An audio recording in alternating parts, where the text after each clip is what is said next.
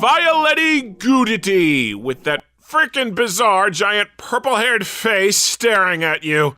I stumbled across this when I went to pick up Code Violet. I would have figured the name was picked specifically to come up when Code Violet is bought, but this crap is actually from 2023. And it's part of the Voices games. Oh good, it's a series. So if this game sucks, there's a whole rabbit hole to pump for content. You play as some purple lady walking through a field. I assume the graphics are going for NES, but they look more like someone diarrheaed into an NES. There's nowhere to go but a big dark hole in the ground. I shall explore this mysterious cave in the forest. I do not anticipate any calamity befalling me. Bro, really? Nobody talks like that. You walk into a cave, the floor collapses, and oh no, who would have predicted that such a thing as this would happen? Comedy.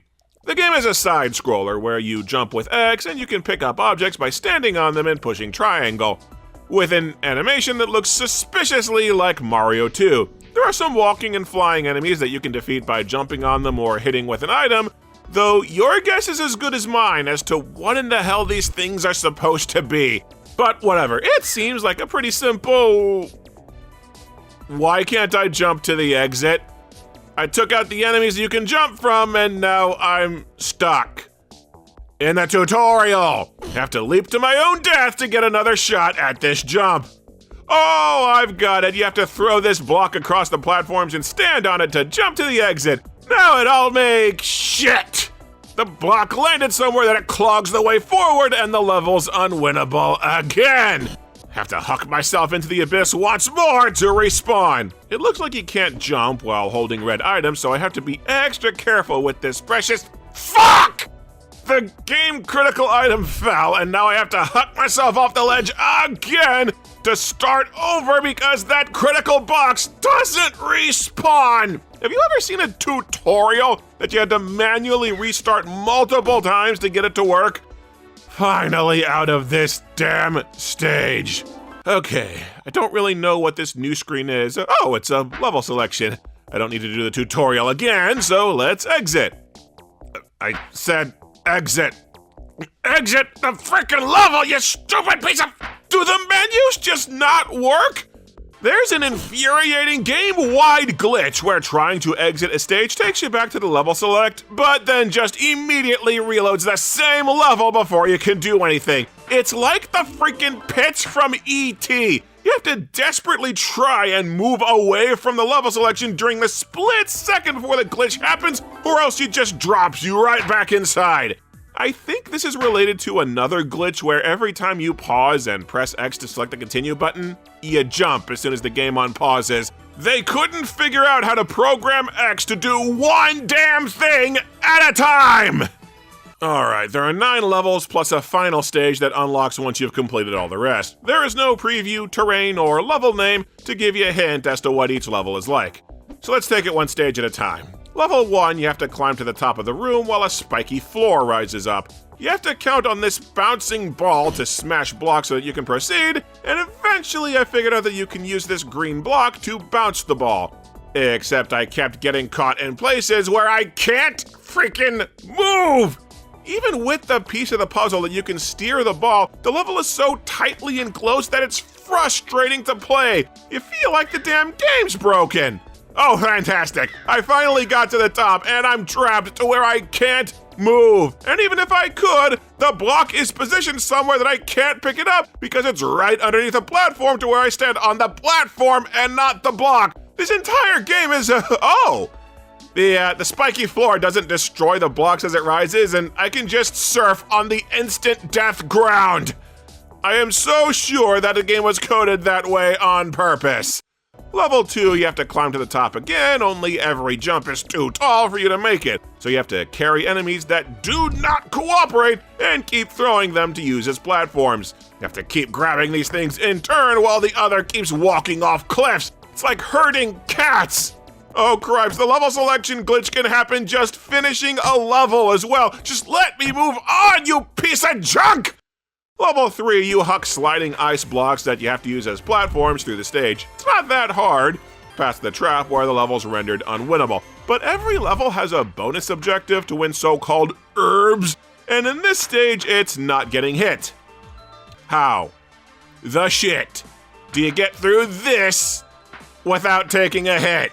You have to throw an ice block through this tunnel and there's no run button to catch up to and surf on it, so how?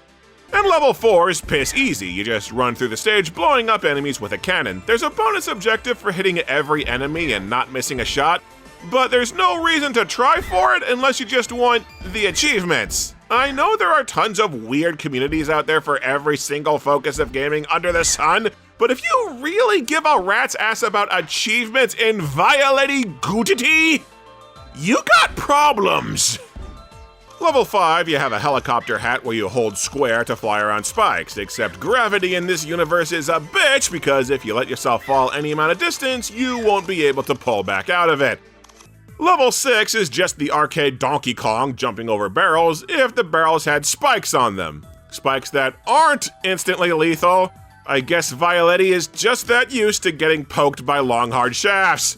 Level 7, you again have to climb by chucking enemies, but this time they bounce, and the hit detection is so freaking picky, and the jumping so stiff that you will constantly miss and take hits from trying to use these little bastards. But I finally got past them. Now I just need to stack 3 boxes and position an enemy so that the enemy that you need to jump from has died.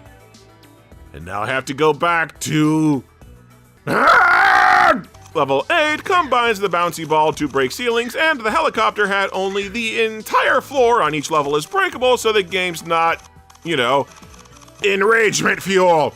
When you have the odd level that actually functions properly, I start to question covering this for my bad review show.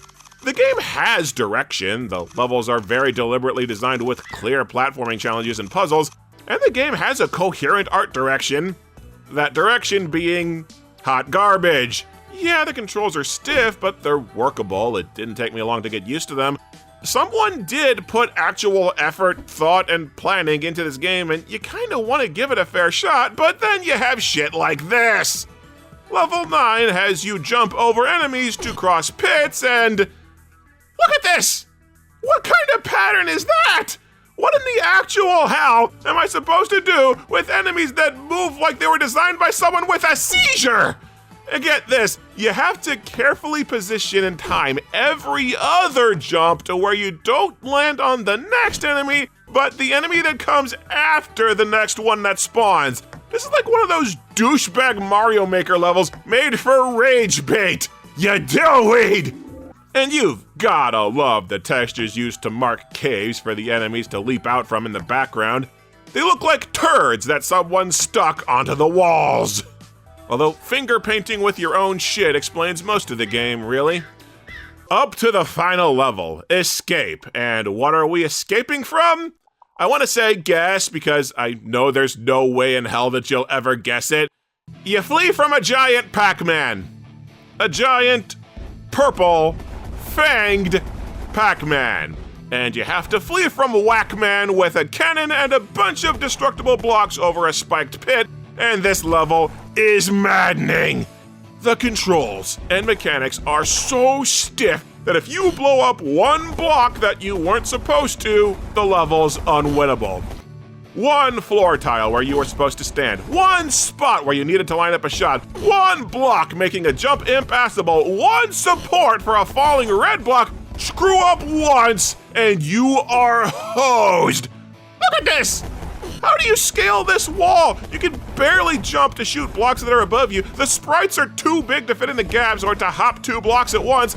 This would be hard without Whack-Man breathing down your neck. And then, for an encore, you have to blow through a wall of falling blocks, which is utterly futile if you don't land a tricky jump at the very start of this wall. But thank the Lord, I got through it. That was pure hell, but I finally made it to the end of There's a Second Stage.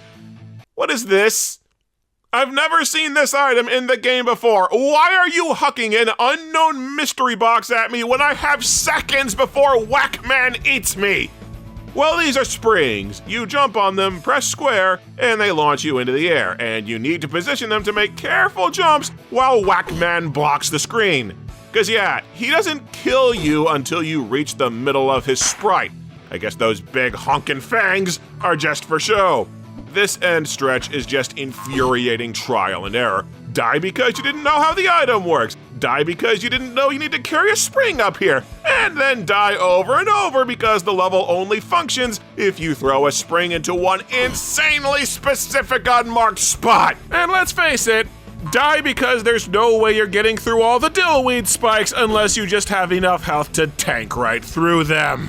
I was this close to cutting you a break, and you turn into a rage game. But there, I finished frickin' Violetti Goottii, and now I can enjoy the game's ending. With the herbs I've obtained from this misadventure, I will live out the rest of my life a very wealthy woman. From this experience, I have learned it is beneficial to take every stupid, unthinking risk that life presents me. You got devoured alive about 40 times by Whackman because you wandered into a dark cave alone. I think the experience was meant to teach you, you dumb bitch! And of course, the credits list a whole of one person, followed by all the asset stores and open software that they used to make this artistry. Judging by these credits, I don't think they made pixel art. I think they took 3D models and tried to convert it into pixel art using Snapchat filters. And that's today's guide on making a game that looks like complete and total ass. And hey, it even plays like it too.